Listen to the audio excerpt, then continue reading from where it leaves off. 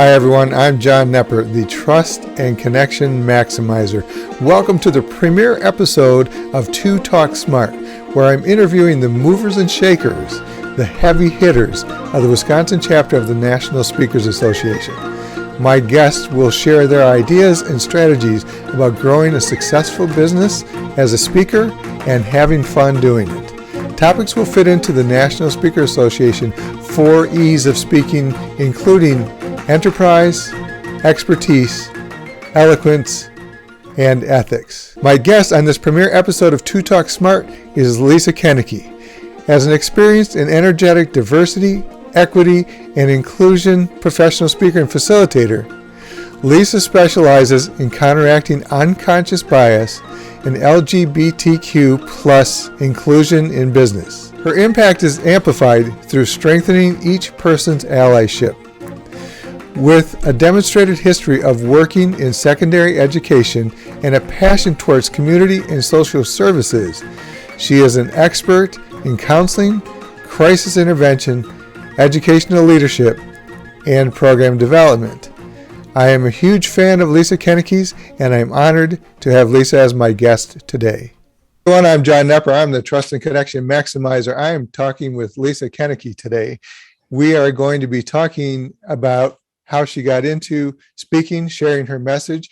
She and I are both members of the board for the Wisconsin chapter for National Speakers Association. Hello, Lisa. Hello, John, and everyone out there listening. So excited and honored to be here, my friend. We are glad to have you here. I'm really looking forward to this conversation. Lisa, what was the thing or things? What's your story about getting into this idea of speaking and sharing your message? Great question. So I was a middle and a high school counselor for 12 years, and I had served on leadership boards and wanted to go and present around the country. Started out talking to school counselors and getting them involved with, however we could. And then after that, I was a professor and I missed the speaking. And so by day, I was very, very fortunate. I live in the Madison, Wisconsin area, and we have something called Dream Bank from American Family. And it was free. And this was before COVID, free presentations on how to start a business, how to build a business, how to do social media. And I fell in love immediately. So I would take as many courses as I could. And a shout out to Rob Bell. Rob Bell, who was NSA Wisconsin, I don't know if he's Hall of Fame yet, but he's up there with doing lots of things, did a presentation, and I'm not shy. And so I walked up to him and I said, Rob, this is fantastic. If I were thinking about getting into speaking, and he said, you have to join the NSA Wisconsin chapter. He introduced me to Sarah Gibson. Sarah Gibson told me about a meeting. I came to my first meeting, and the rest is history. That's great. Tell us about your involvement with the academy, the Speaker Academy. Oh my goodness. And so I am always wanting to learn, and maybe this is you listening. I also didn't want to jump all the way in with all of my money. I was like, okay, I don't know, because I was wondering, do I go the diversity route? Or do I go with my heart and go the LGBT route?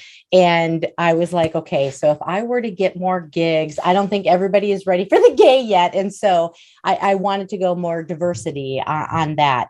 And so wanting to network, coming to the first meeting, found out about Leadership Academy. And I was like, yes, affordable. So I could do that, fit within my schedule. And then it was an opportunity to practice, to hone. I have the gift of gab, but I need polish. And so that was an opportunity to learn from, at the time, my deans were J.C. Milkowski and Roger Wolkoff, and had a wonderful, wonderful opportunity to practice. I loved the speakers labs. What a wonderful, again, free opportunity to hear, not just to hone my craft, but to hear the message from others, and then to take a little bit, I like how that person did that, or, okay, I want to make sure I don't do that in my presentations. And so it's an academy. A lab is really what it is. You're growing your confidence, your message, to be on point succinctly. So that was another thing that was beneficial for me. So I just couldn't go on and on and on. Oh, that's great. And now you're on the board with NSA in Wisconsin. That is true. Yep. As soon as Rob Bell introduced me to Sarah Gibson, I was like, hey, Sarah, I would love to join a committee. I didn't want to jump in right away. I was like, I'm too new to this. And so Sarah was like, secretary. And I was like, I can take notes. And so now Sarah is my mentor. Had lots of questions for her and an easy on-ramp for me to be able to say, Sarah, Lisa, yes, you can do this. And so here I am. That's great. So before we dive into some of your secrets about getting booked, what's the thing you enjoy the most or what's the thing you get out of the most about being a member of NSA? Networking. Number one. And I consider myself a pretty good networker. And I think that it even allows for me to challenge myself, that I don't always have to hang out with the extroverts. I'm leaning in right now to the microphone because we can't all be extroverts, nor can we have all extroverts. And I will tell you the one thing that really grabbed me right away is the spirit of Cavett. And I was like, tell me more. What is this all about? And I did my history and research and everything that goes along with when I jump into organizations. And I'm also wanting to know, are they going to be welcome and affirming of me and my lifestyle? And so Sarah assured me that would be something that would be okay. And then I actually brought an apple pie to my very first meeting because the spirit of Cavett, Cavett Robert, who is our founder of NSA, National Speakers Association, said, there's enough. If we need to make more pie, we'll make it bigger. I know I'm not quoting that exactly, but rather than competing, let's help each other. And that has been the best thing that I have found in our chapter, in Academy, and then meeting other people when I've gone to national events as well. Well, I would agree with that. I love that whole spirit of Cavett and really lifting people up. And it's not a competition. It's not like I'm better than you and I'll only give you so much of the things I know. You mentioned Rob Bell, who really should be in the Hall of Fame. One of the things I loved about Rob, I connected with him. We talked for a half hour. Rob didn't know me. And I know other people have talked to him. He called one person back and left a half-hour message because he had some more ideas to share. And that's the beauty of it. That's the thing that is really keeping me connected to this organization too, because it's pretty lonely out there. It can be very lonely without that kind of network, without that kind of support. I follow Lisa on social media and love to follow her because Lisa is often posting, hey, it's a great day to save lives with wherever she's speaking. That's true. And that's your tagline. Yeah. So the thing that's really amazing is, I mentioned this before we started recording, that you've now spoken in all 50 states. Oh. And that's awesome in itself. And you're getting events, you're getting booked, you're speaking, you're out there doing your thing, sharing your message with a lot of people. And I think it'd be really interesting if you would share with us how you go about that. What are the ingredients of your marketing success? Well, what a wonderful question, John. And thank you for that opportunity. And let me tell you, if I were to write another book, it would be How to Start Becoming a Professional Speaker the frugal way. Because I'm going to tell you, my friends, it has been piecemeal. It has been doing lots of looking at. So I started with social media. And one of the things I was like, okay, so I'm not ready for keynotes yet, but podcasts. I can do a podcast. I can talk about, whether it is diversity, equity, and inclusion or LGBT issues. And so I joined a podcast group on Facebook. Anytime anyone was looking for a speaker, yep, sign me up. It was free. I didn't pay for anything. And slowly but surely, that was one thing that I did. Another thing was not wanting to travel far or pay for a lot of overnights, flights, whatever it was. I really, I dug in with Dream Bank, and the connections that I made there with the social groups in the area. So I'm talking about the Rotarians, the Kiwanis, the Lions clubs, anyone and everyone who would have me. I would be like, I will come and speak for you. And I started out free. I was like, you know what? Because again, going back to similarly with Speakers Academy that we were talking about, it's time in the seat and it's practice. And for me, it was low risk. It was like, you know what? If I flub up either on a podcast or in front of the 4 people who are at the public library, I think they're going to be okay and give me grace. And literally, that is how I started. And asking people questions.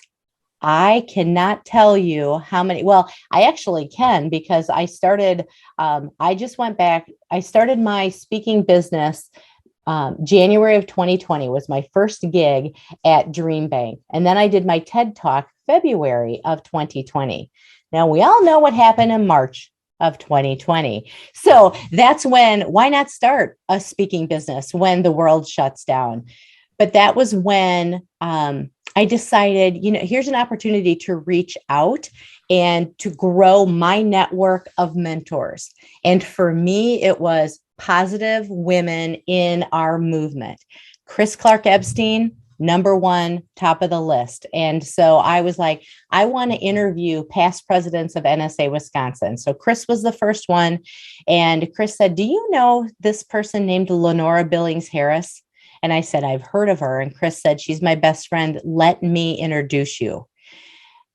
Chris passed away before that happened. But because of my connections, I went to an NSA Illinois networking event where Lenora was speaking, and I won a free hour with Lenora, which changed my life.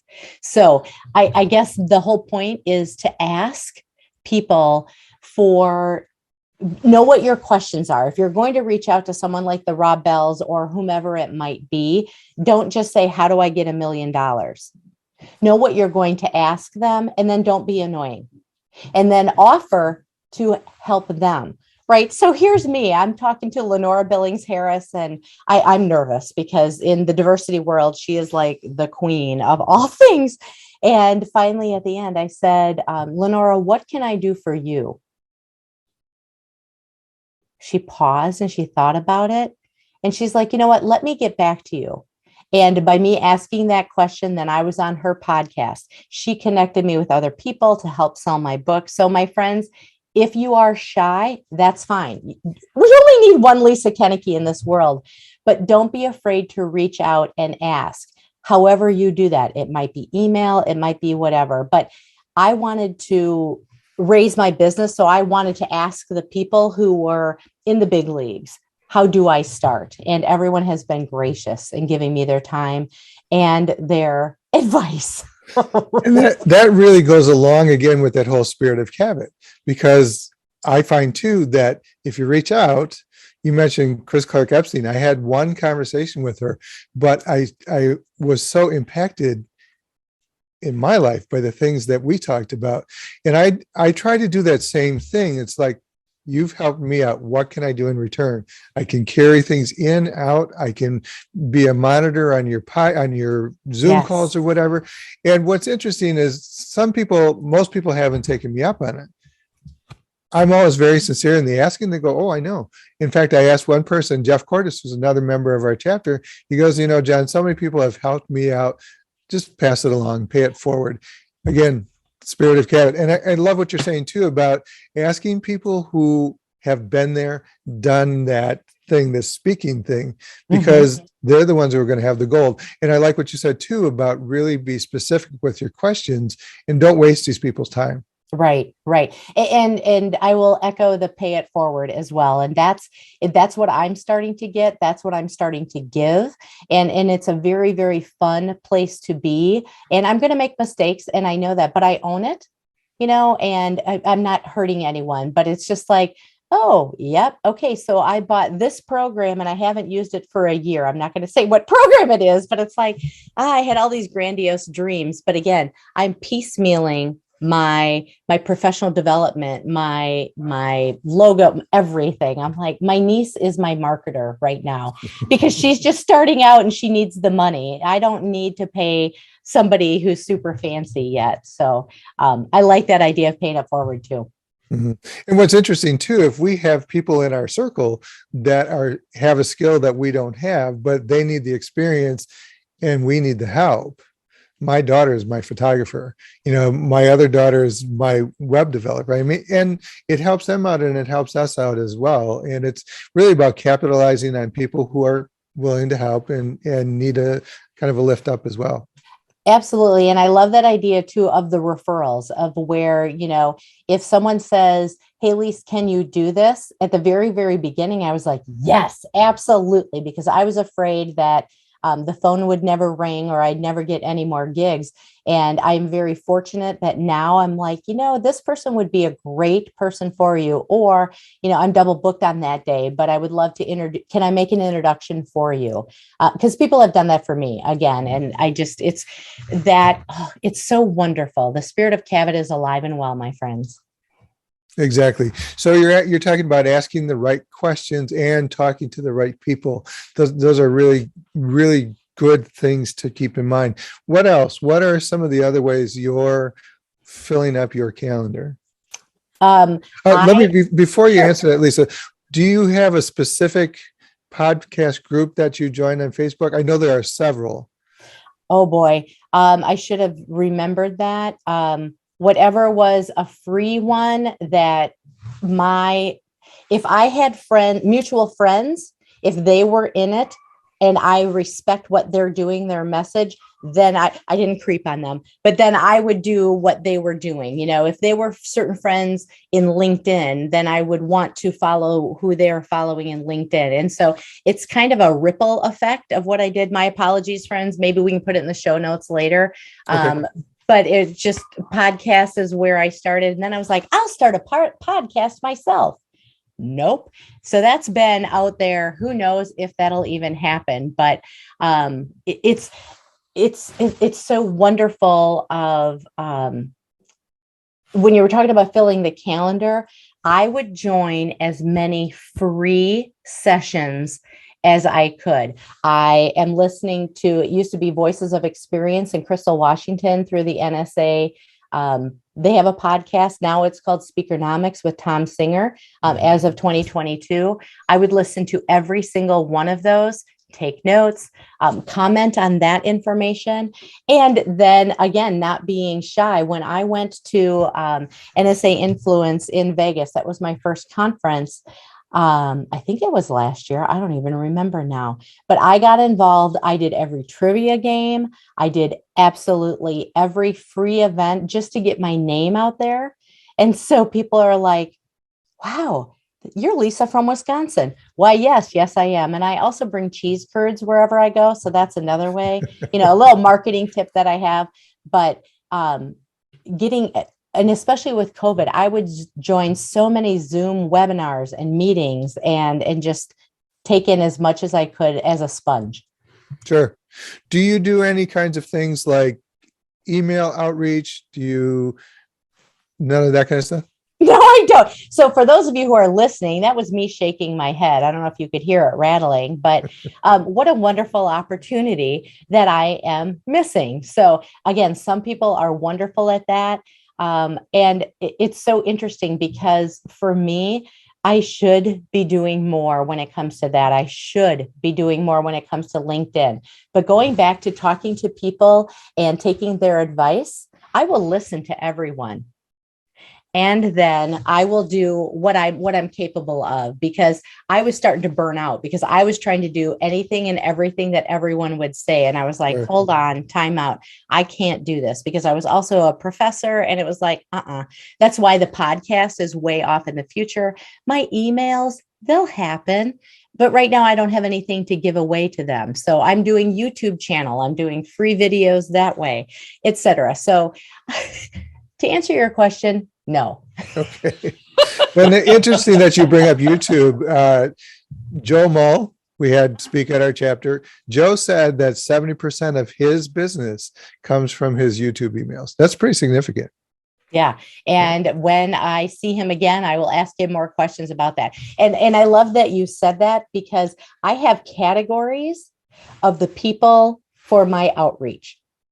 And again, I'll follow them, and something will click with me where it's like, ooh, I really like their passion, their vision, whatever it is, what they stand for. That's the person I want to follow, because you can't do everyone. And so for me, being a small fish in the diversity, equity, and inclusion speaker pool, what sets me apart? I'm fun. I'm out there. We're not going to worry about shame or anything like that. And then hitched my wagon to Jess Pettit. I was like, yep, there we go. And so, following along. And I love being the little follower. I'm okay with that, because someday I'll be able to pay it back, pay it forward, whatever, however you want to look at it. But I love that. Just the networking is phenomenal. And my guess is you already have that following where you're kind of the head of your own train. And that niche that you're in, I think you're very unique in that. Like you say, I don't know how big it is, but it seems like you're not a small fish in that pond. Oh, thank you, John. That's very kind of you.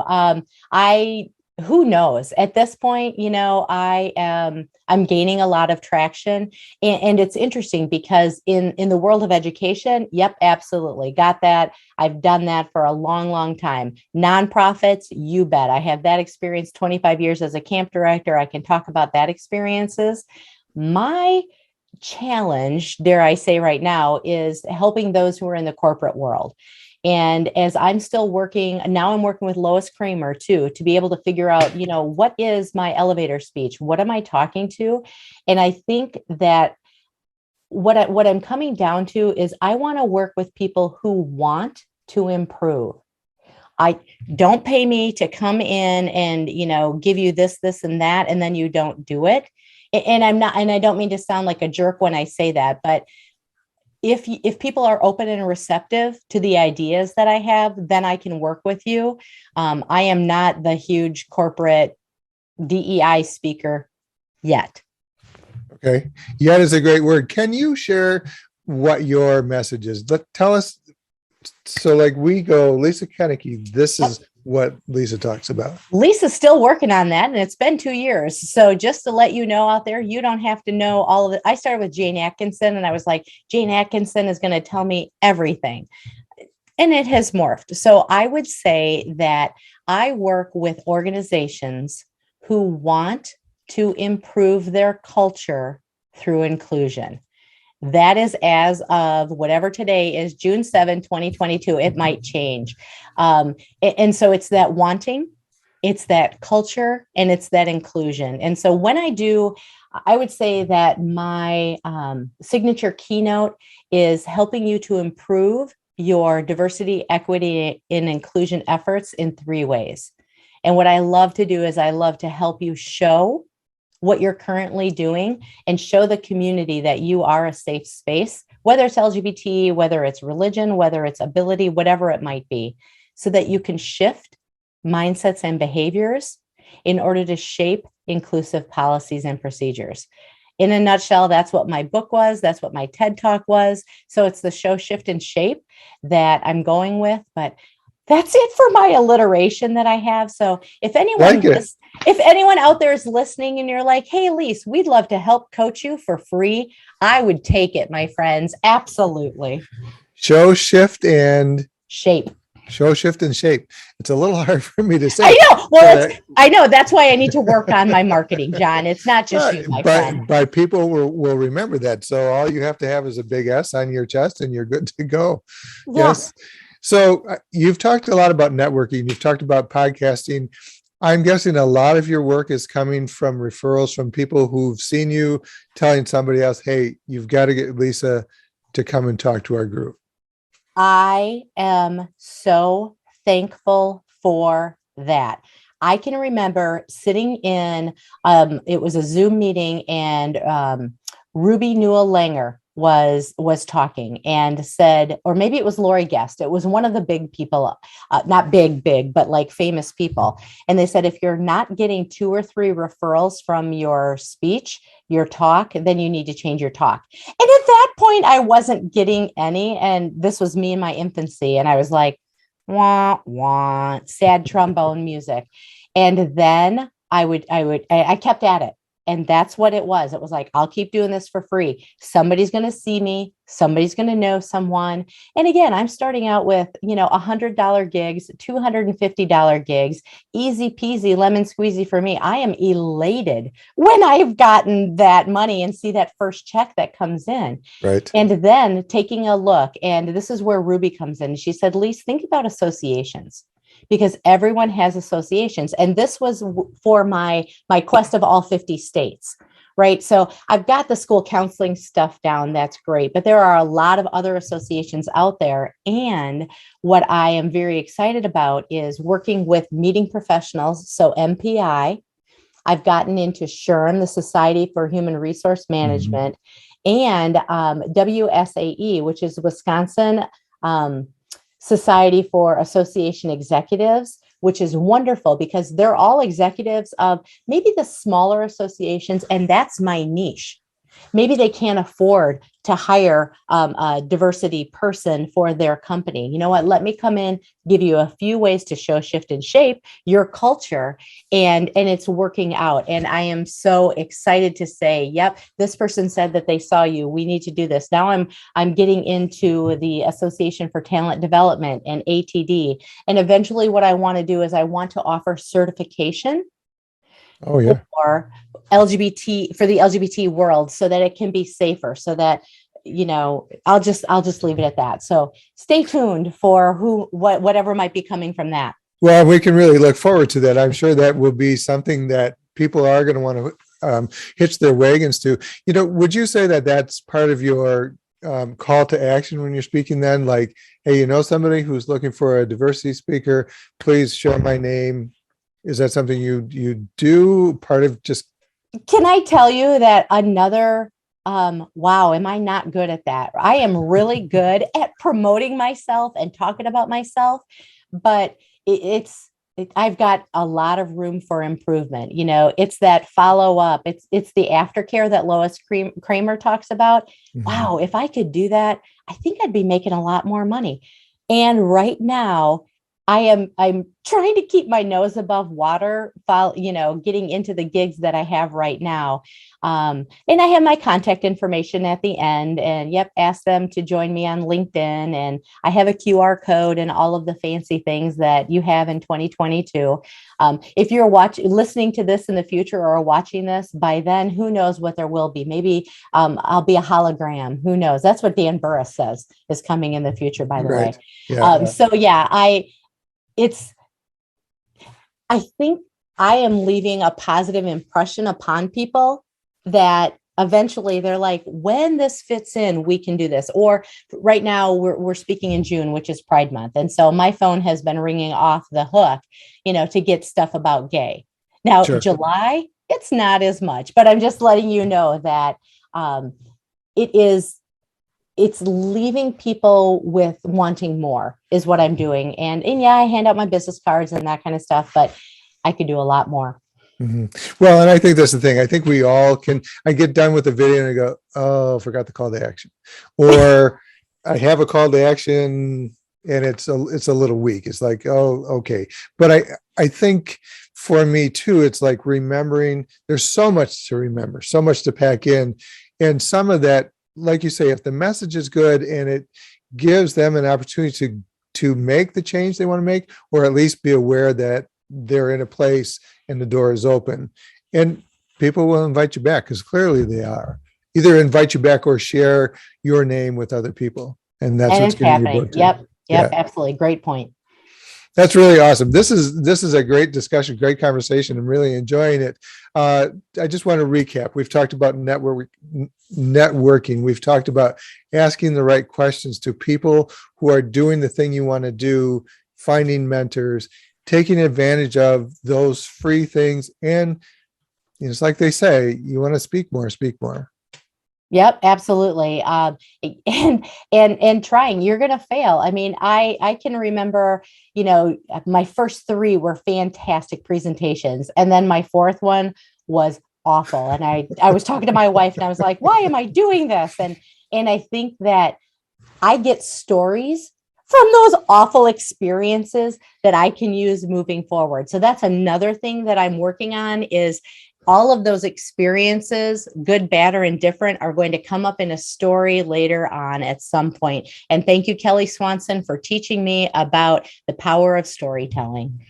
Absolutely. I think the times I've fallen on my face, and there have been a few, whether it's speaking or performing as a trombone player, I learn the most from those. The ones that go really well are these great feel-good experiences. The ones that don't go so well, those are where the messages come from. Wah, wah. Yep, Oh, that yes. was, yeah. And I did bring in the trombone just for you, John. I heard that. It kind of hurt my heart a little bit. I'm just going to say.